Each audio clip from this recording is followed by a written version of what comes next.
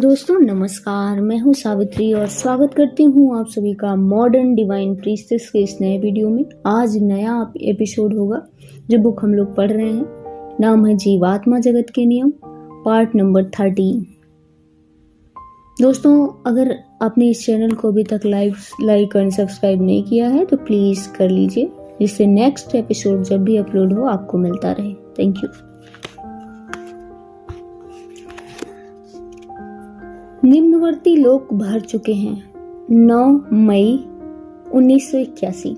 जैसा कि हमने पहले कहा, आप अपनी माँ का चयन करते हैं, पर क्यों आपको बार बार जन्म लेना चाहिए और कई जीवनों से होकर गुजरना चाहिए?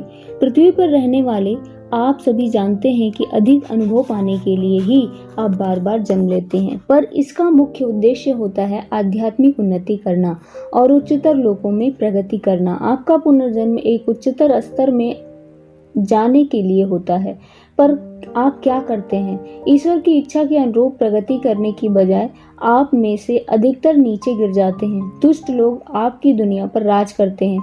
यही कारण है कि पृथ्वी की अवस्था बद से बदतर होती जा रही है।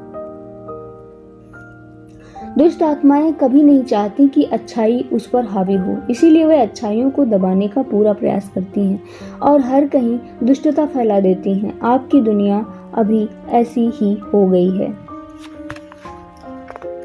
इसीलिए जब आप आपकी दुनिया छोड़कर जीवात्मा जगत में आते हैं तो बुरी और दुष्ट आत्माओं का अवचेतन मन उन्हें निम्नतर लोकों में पहुंचा देता है। निम्नतर लोक पूरी तरह से भर चुके हैं। ऊपरी या उच्चतर लोकों की जनसंख्या कम है। 1 शताब्दी पहले इसका उल्टा हुआ करता था। आज कई भली आत्माएं गिरकर निम्नतर स्तरों में आ गई हैं, क्योंकि आपकी दुनिया में नकारात्मक शक्तियों और नकारात्मक प्रभाव का खूब बोलबाला है। पृथ्वी के वे लोग जो मानते हैं कि वे काफी सफल हैं या सोचकर खुश होते हैं कि छल कपट से वे अमीर और प्रसिद्ध बन गए हैं, वे दौलत, संभोग और रुतबा पाने के लिए किसी भी हद तक जाने से नहीं हिचकिचाते। जब वे जीवात्मा जगत में आते हैं, केवल तभी उन्हें इस बात का एहसास होता है कि वे किस वर्ग के लोग थे और पृथ्वी पर वे कितने गलत तरीके से जी रहे थे। किसी ने उन्हें सलाह नहीं दी, किसी ने उनका मार्गदर्शन नहीं किया और तब तक तो इनमें काफी देर हो चुकी थी। कुछ अत्यंत दुष्ट आत्माएं तो निम्नतर लोकों में जाने से भी नहीं घबराती, क्योंकि उनका हृदय इन निम्न अंधेरे लोकों की तरह ही काला हो चुका है। पर सबसे अधिक कष्ट उन्हें झेलना पड़ता है जो दुष्टों के प्रभाव में आकर बुरे हो जाते हैं। हमें उन पर बहुत दया आती है और हम चाहते हैं इससे पहले कि बहुत देर हो जाए वह इस किताब को जरूर पढ़ें। 10 मई 1981। क्यों कुछ लोगों की छोटी उम्र में ही मृत्यु हो जाती है? हम पुनर्जन्म लेते हैं अधिक प्रगति करने के लिए, पर पृथ्वी पर के अधिकतर लोग और नीचे ही गिरते चले जाते हैं, क्योंकि व्यापक रूप से फैली बुराई आपकी दुनिया पर हावी रहती है। कई भली आत्माओं को यहाँ आपकी दुनिया में फिर जन्म लेने से पहले हजारों बार सोचना पड़ता है, क्योंकि सिवाय वास्तविक दुष्ट आत्माओं यानी शैतानों के कोई नीचे गिरना पसंद नहीं करता। कई भली आत्माएं आपकी दुनिया में कुछ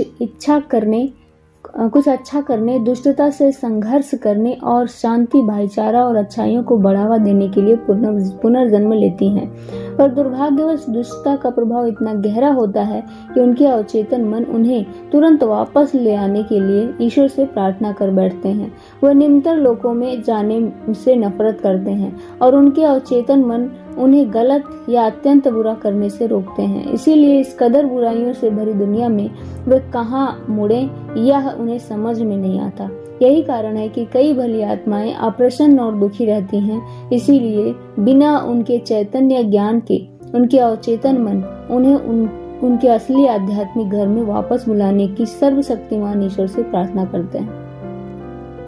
यही कारण है कि पृथ्वी के लोग कहते हैं जो लोग कम उम्र में मरते हैं वे भगवान के दुलारे होते हैं, या भगवान उन्हीं को कम उम्र में बुलाते हैं जिनसे वे सबसे अधिक प्रेम करते हैं। ऐसी भली आत्माएं जो अपने अवचेतन मन के कारण गलत काम नहीं कर सकती और आपकी दुष्ट दुनिया में अच्छाइयों को नहीं फैला पाती, उन्हें समझ में नहीं आता कि वे क्या करें।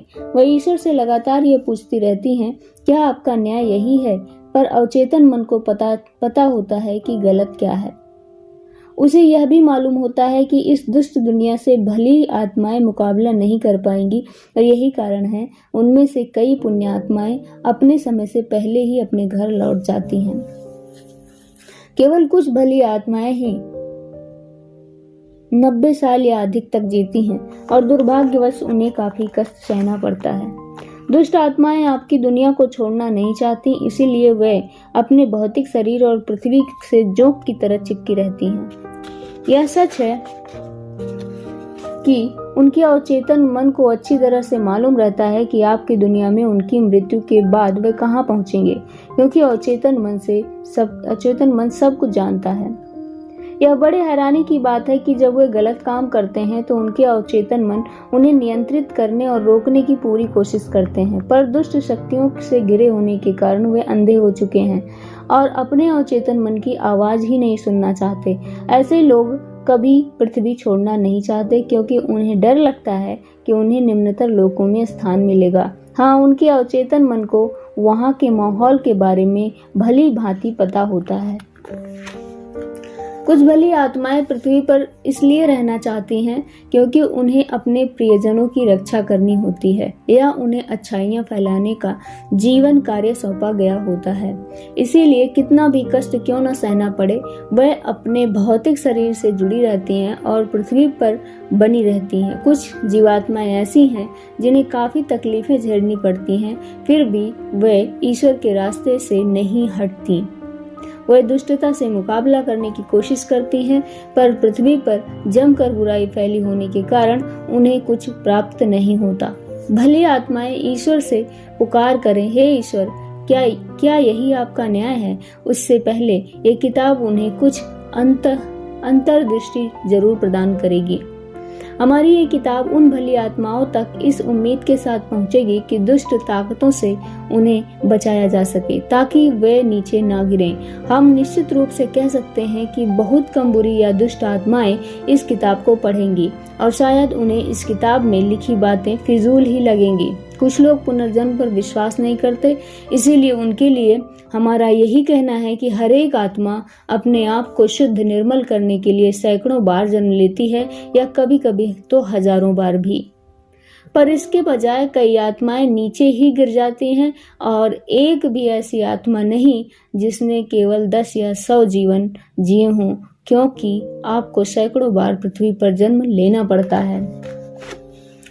जीवन इस तरह जीना चाहिए जो आपको प्रगति दे, न कि आपका पतन करे। इसीलिए प्रिय पाठकों, अपना जीवन इस तरह से जिएं जिससे सर्वशक्तिमान ईश्वर खुश हो जाए। यह न सोचे कि यदि आप घंटों ईश्वर प्रार्थना करेंगे तो वह प्रसन्न हो जाएंगे। न ही यह सोचें कि हर दिन मंदिर, गिरजा या मस्जिद जाने या हजारों के दान पुण्य के कार्य से ईश्वर खुश हो जाएंगे और वे आपका स्वर्ग में स्वागत करेंगे। ऐसा नहीं है। दरअसल यदि आप ईश्वर को रिश्वत देने के लिए यह सब करते हैं तो यह संभव नहीं है। उन्हें रिश्वत नहीं दी जा सकती। पर यदि आप काफी सच्चे और दान पुण्य के कार्यों में अपना समय या अपने रुपए सच्ची दया के कारण समर्पित करते हैं, यदि आप ईश्वर की पूजा थोड़ी देर के लिए ही सही पर उनके प्रति सच्चे प्रेम के उद्देश्य से करते हैं, तो निश्चित रूप से सर्वशक्तिमान ईश्वर आपसे प्रसन्न होंगे, आपको स्वर्ग में स्थान देंगे। इसीलिए प्रिय पाठकों, हम आपसे सरल, सच्चाई भरा, दया भरा और निस्वार्थ जीवन जीने का अनुरोध करते हैं। ये ज्यादा महत्वपूर्ण है, ना कि बिना एकाग्रता के घंटों प्रार्थना करना, दूसरों को छलने और स्वर्ग में जगह बनाने के लिए हजारों का दान देना, लोगों को दिखाना कि आप कितने धार्मिक और पवित्र व्यक्ति हैं। Thank you so much.